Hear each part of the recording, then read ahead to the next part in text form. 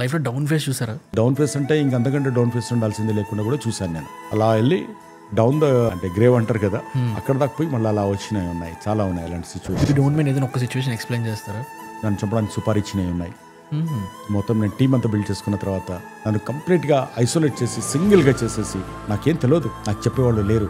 ఏదో ఒక ల్యాండ్లో నేను లేచి పోతే ఆ ల్యాండ్ వాళ్ళు తీసుకోవచ్చని నా మీద ఇచ్చేసి మోస్ట్ నోటోరియస్ కిల్లర్కు డబ్బులు ఇచ్చిన సిచ్యువేషన్స్ ఉన్నాయి.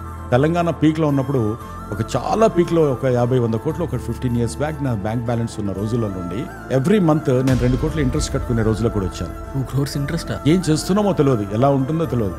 మా కమ్యూనిటీలో కానీ, ఫ్రెండ్స్లో కానీ, రిలేటివ్స్లో కానీ అంత డబ్బులు ఉన్న వాళ్ళు కూడా లేరు, సపోర్ట్ చేసే వాళ్ళు కూడా లేరు. అడగడం రాదు.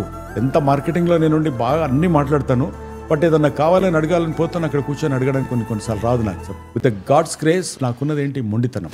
నాకు ఫియర్ అనేది లేదు కాబట్టి నేను కూర్చొని ఇంట్రాస్పెక్షన్లో ఇలా ఎందుకు అయింది, ఇలా ఏం చేస్తుంటే బాగుండేది, దాన్ని ఎలా నేను బయటికి రావాలని నేను ఫైట్ చేసి నేను బయటకు వచ్చాను.